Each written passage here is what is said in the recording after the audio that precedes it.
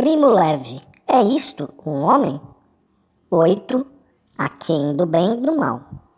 Tínhamos uma tendência incorrigível para ver em cada acontecimento um sinal e um símbolo. Fazia já 70 dias que demorava a Wäschentauschen, a cerimônia da troca de roupa, e corria insistente o boato de que a roupa faltava porque, aproximando-se a frente de guerra, os alemães não podiam encaminhar novos transportes para Auschwitz. Portanto, a libertação estava próxima. Corria paralelamente o boato oposto, que o atraso na troca significava certamente a próxima total aniquilação do campo. Pelo contrário, a troca veio, e como sempre, a direção do campo cuidou para que se verificasse de repente em todos os blocos ao mesmo tempo. Convém saber que no campo não há tecido, e que esse é precioso. O único jeito de arranjar um pano para limpar o nariz ou um trapo para enrolar os pés é cortar fora um pedaço de camisa no ato da troca. Se a camisa tem mangas compridas, cortam-se as mangas, senão a gente se contenta com o retângulo da fralda ou descose um dos tantos remendos. Ainda assim, precisa-se de certo tempo para conseguir agulha e linha e executar a operação com capricho, de modo que o estrago não resulte muito evidente na ocasião da entrega. A roupa suja e rasgada vai num monte à alfaiateria do campo, onde é sumariamente consertada. Logo, a desinfecção a vapor, não a lavagem, e é novamente distribuída. Daí, para salvar a roupa usada das citadas mutilações, a necessidade de que as trocas aconteçam de repente.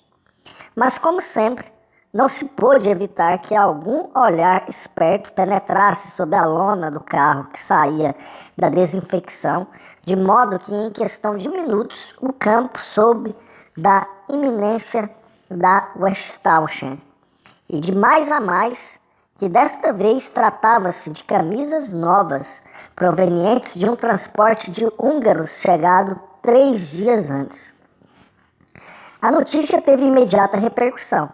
Todos os detentores ilegais de segundas camisas roubadas ou arranjadas ou até honestamente compradas em troca de pão para abrigar-se do frio ou para investir capital no momento de prosperidade precipitaram-se até a bolsa, esperando chegar a tempo para trocar a camisa de reserva por gêneros alimentícios. Antes que a avalanche de camisas novas ou a certeza da sua chegada fizessem criar irreparavelmente a cotação do artigo. A bolsa é sempre muito ativa. Embora cada troca, aliás, cada espécie de posse, seja expressamente proibida e frequentes batidas de capos ou chefes de bloco ponham a correr mercadores, clientes e curiosos no canto nordeste do campo, e se compreende, é o canto mais afastado dos alojamentos dos SS, logo que os grupos voltam do trabalho, há sempre um ajuntamento excitado.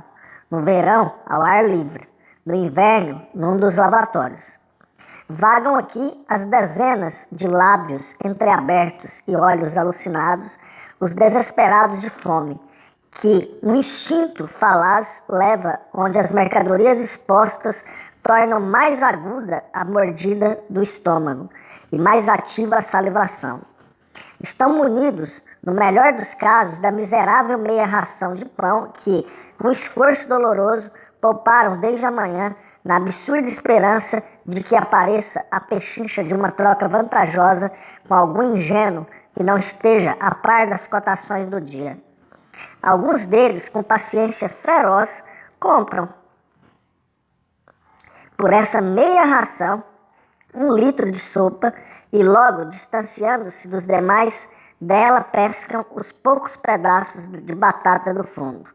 Logo trocam outra vez a sopa pelo pão, e o pão por mais 1 litro a ser desnatado, e assim por diante, até a exaustão dos nervos ou até um dos prejudicados os apanhe com as mãos na massa e lhes dê uma boa lição, expondo-os ao vexame público. Pertencem à mesma categoria os que vêm à bolsa para vender a sua única camisa. Bem sabem o que vai acontecer um dia desses, quando o capo se der conta de que sob o casaco eles estão nus. O capo perguntará: o que é que fizeram com a camisa? Pergunta puramente retórica pro forma, só para abordar o assunto. Responderão que a camisa foi roubada no lavatório. Também esta resposta é de praxe, e não tem a pretensão de ser acreditada. Até as pedras do campo bem sabem que 99 vezes em 100, quem não tem a mesma camisa vendeu-a por causa da fome. E que cada qual é responsável pela sua camisa, porque ela pertence ao campo. Então o capo dará uma surra neles, e logo eles receberão outra camisa, e um dia ou outro tornarão a vendê-las. Os mercadores profissionais têm seu ponto na bolsa, cada um em seu canto habitual. Primeiros entre eles, os gregos, imóveis e silenciosos como esfinges, acocorados atrás das gamelas de sopa espessa, fruto de seu trabalho, de suas manipulações e de sua solidariedade nacional. Os gregos já estão reduzidos a pouquíssimos, deram, porém, uma contribuição considerável à fisionomia do campo e à gíria internacional que se fala nele. Todo mundo sabe que caravana é a gamela, que la comedera es buena significa que a sopa está gostosa. O vocábulo que exprime a ideia genérica de furto é klepsi, de evidente origem grega. Esses poucos sobreviventes da colônia judia de Tessalônica, de dupla linguagem espanhola e helênica e de múltiplas atividades, são os depositários de uma concreta, terrena, consciente sabedoria na qual confluem as tradições de todas as civilizações mediterrâneas. O fato de que essa sabedoria se manifesta no campo com a prática sistemática e científica do roubo e da escalada aos cargos e com o monopólio da bolsa de trocas, não deve fazer esquecer que a repulsa dos gregos à brutalidade inútil, a sua assombrosa consciência de que ainda subsiste uma dignidade humana, ao menos potencial, faz deles o núcleo nacional mais coerente do campo e, sob esses aspectos, mais civilizado. A gente pode achar na bolsa os especialistas em roubos na cozinha, com os casacos estofados por saliências misteriosas, enquanto para a sopa existe uma cotação praticamente estável, meia ração de pão por 1 litro de sopa. A cotação do nabo, das cenouras, das batatas é extremamente variável e depende muito de diferentes fatores, entre os quais a eficiência e a venalidade dos guardas de serviço nos depósitos. Vende-se Maiorca. A Maiorca é um tabaco ordinário, com aspecto de lascas de madeira, oficialmente à venda na cantina, em pacotinhos de 50 gramas, contra entrega de bônus prêmios teoricamente distribuídos entre os melhores trabalhadores da fábrica. Essa distribuição acontece regularmente, com grande parcimônia e evidente injustiça, de maneira que os bônus acabam, em sua grande maioria, diretamente ou por abuso de autoridade, nas mãos dos capos ou dos proeminentes.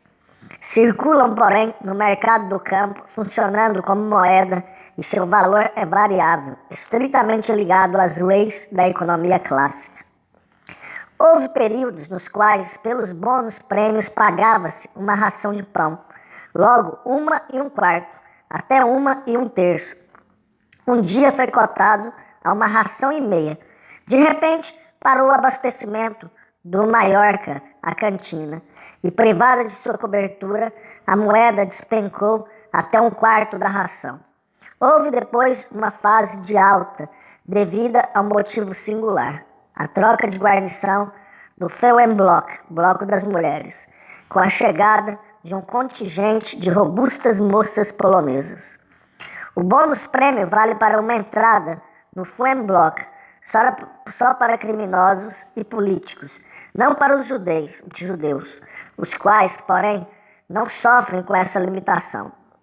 Então, os interessados trataram de assambarcar todos os bônus disponíveis e a cotação subiu, mas não por muito tempo. Entre os Häftling comuns, bem poucos procuram o Maiorca para fumá-lo, pessoalmente. Em geral, este sai do campo e vai parar entre os trabalhadores externos da fábrica. Esse é um tipo de combinacha muito comum. O Häftling, depois de economizar de alguma maneira uma ração de pão, investe-a em Maiorca, entra em contato cautelosamente com um amador de fora que compra o Maiorca pagando à vista uma quantidade de pão superior à inicialmente investida. O Häftling come a margem de lucro e põe novamente em circulação a ração que sobra. Negócios desse tipo estabelecem uma ligação entre a economia interna do campo e a vida econômica do mundo exterior. Quando, casualmente, parou a distribuição de fumo à população civil de Cracóvia, o fato transpôs a cerca de arame farpado que nos segregava do resto do mundo, provocando um claro aumento da cotação do Maiorca e, portanto, do bônus prêmio. Esse fato foi mais esquemático, mas há outros mais complexos. O Häftling compra com Maiorca ou com pão, ou consegue de presente de um trabalhador de fora um qualquer abominável, rasgado, sujo, farrapo de camisa, desde que provida ainda de 3 furos por onde fazer passar bem ou mal os braços e a cabeça. Se o artigo mostra apenas sinais de uso e não cortes arbitrários, ele vale como camisa.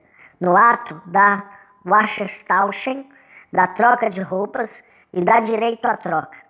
No pior dos casos, o portador poderá receber uma dose adequada de pancadas por ter cuidado tão mal do vestuário regulamentar. No interior do campo, portanto, não há grande diferença entre o valor de uma camisa que ainda mereça o nome de camisa e o valor de um trapo cheio de remendos. O Häftling, supracitado, encontrará facilmente um companheiro possuidor de uma camisa em condições de ser comercializada, mas sem poder aproveitá-la porque, por razões de setor de trabalho ou de linguagem e da intrínseca incapacidade, não tem contato com trabalhadores externos. Este, então, se contentará com uma modesta quantidade de pão para fazer a troca, já que a próxima Westtauschen tornará igual o valor das 2 camisas, a boa e a ruim, distribuindo totalmente ao acaso uma e outra. O primeiro Häftling, porém, poderá contrabandear para a fábrica a camisa boa e vendê-la ao trabalhador de antes, ou a outro qualquer, por 4, 6, até 10 rações de pão. Essa margem tão elevada de lucro revela a gravidade do risco de sair do campo com mais de uma camisa posta ou de voltar sem camisa. Existem muitas variações sobre este tema. Há gente que não vacila em mandar extrair as coroas de ouro dos dentes para trocá-las na fábrica por pão ou tabaco. É mais comum, porém, que esse comércio aconteça com a intermediação de terceiros. Um número grande, ou seja, um recém-chegado, já embrutecido pela fome e pela extrema tensão da vida no campo, é notado por um número pequeno, por sua valiosa prótese dentária. O pequeno oferece ao grande 3 ou 4 rações de pão à vista para que se submeta à extração. Se o grande aceita, o pequeno paga, leva o outro à fábrica e, se estiver em contato com um trabalhador externo de confiança que não inspire receio de delações ou calotes, realizará um lucro de 10 ou até 20 ou mais rações que lhe serão pagas pouco a pouco, 1 ou 2 por dia. É de observar que, contrariamente ao que acontece na fábrica, o valor máximo dos negócios fechados dentro do campo é de 4 rações de pão. Aqui seria praticamente impossível tanto estipular contratos a prazo como preservar uma quantidade maior de pão da avidez alheia e da própria fome. O tráfico com os trabalhadores externos é um aspecto característico do campo de trabalho e determina a sua vida econômica. Constitui, por outro lado, um crime expressamente previsto pelo regulamento do campo, assimilado aos crimes políticos e, portanto, severamente punido.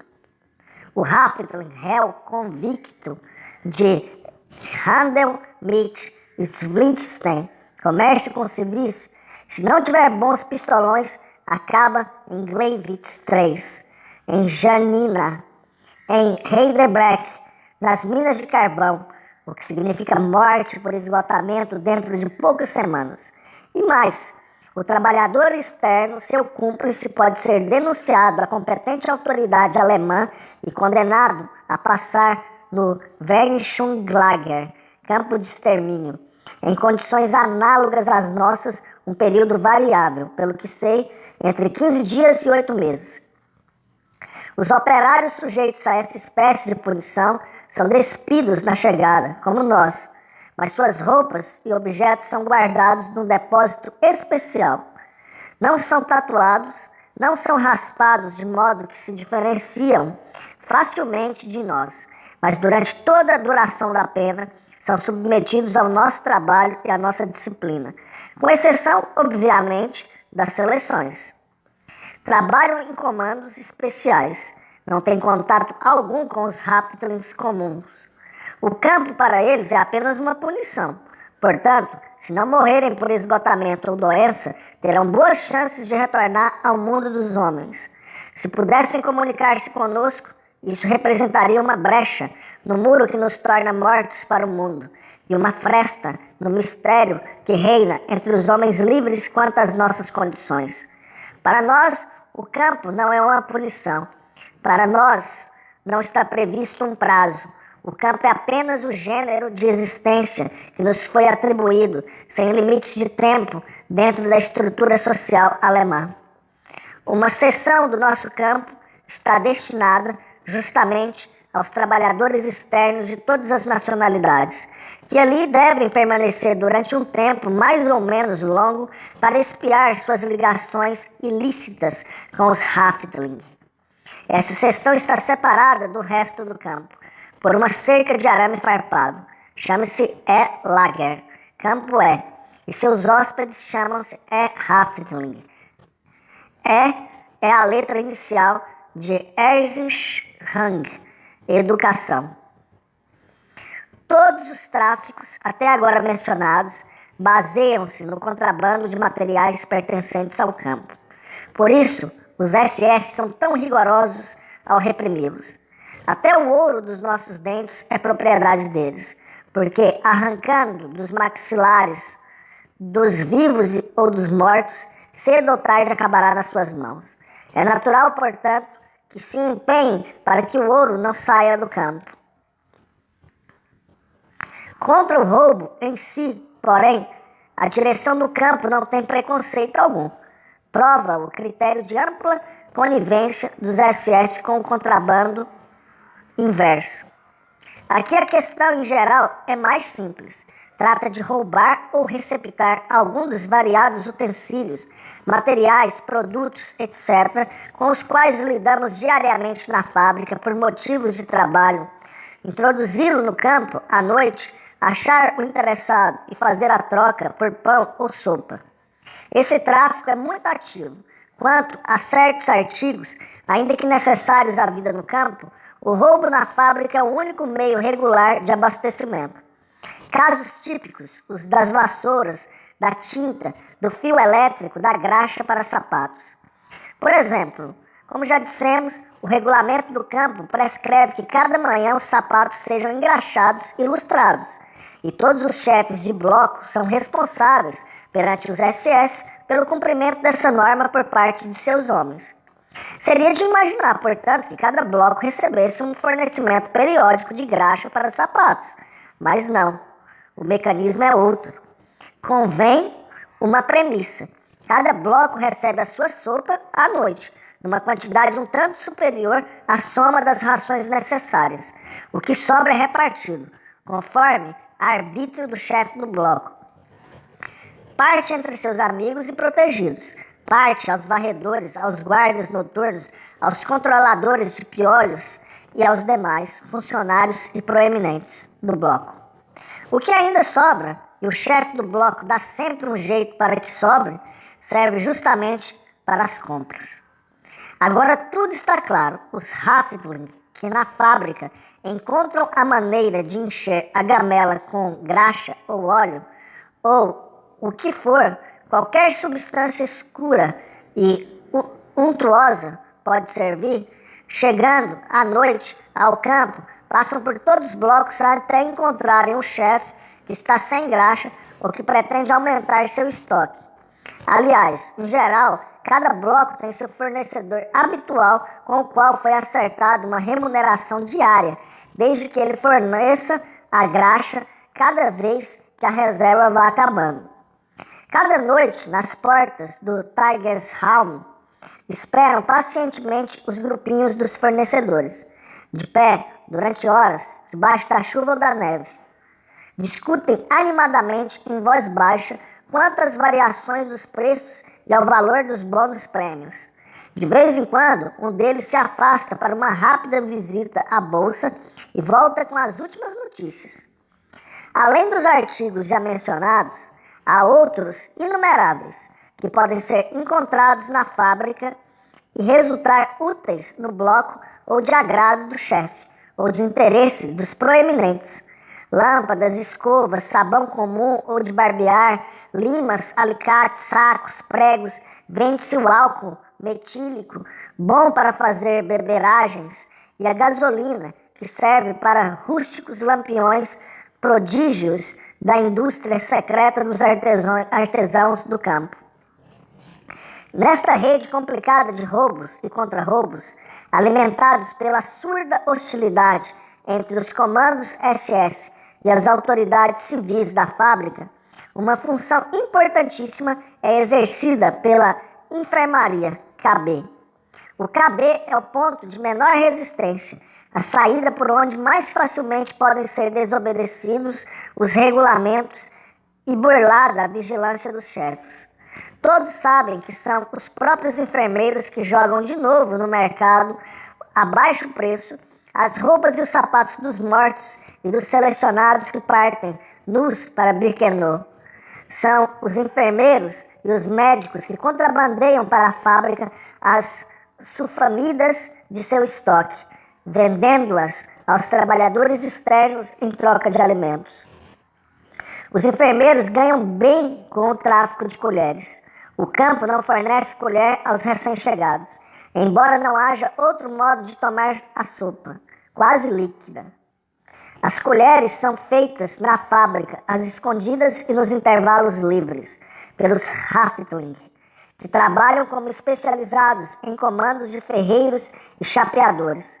Trata-se de utensílios toscos e maciços, obtidos de chapas trabalhadas à força de martelo, a miúde com o cabo afiado para que sirva ao mesmo tempo de faca para cortar o pão. Os mesmos fabricantes os vendem diretamente aos recém-chegados. Uma colher comum vale meia ração de pão, uma colher fraca 3/4 de ração. Acontece que a lei é que a gente possa entrar no KB com a colher, sair só com ela. Os que ficam bons ao receberem alta e antes de reaverem suas roupas, têm sua colher roubada pelos enfermeiros que logo a revendem na bolsa. E já que as colheres dos curados somam-se às colheres dos mortos e dos selecionados, os enfermeiros chegam a receber diariamente a arrecadação da venda de umas 50 colheres. Em compensação, os doentes com alta são obrigados a voltar ao trabalho com a desvantagem inicial de meia ração de pão destinada à compra de uma nova colher. Enfim, o KB é o principal cliente e receptador dos roubos perpetrados na fábrica.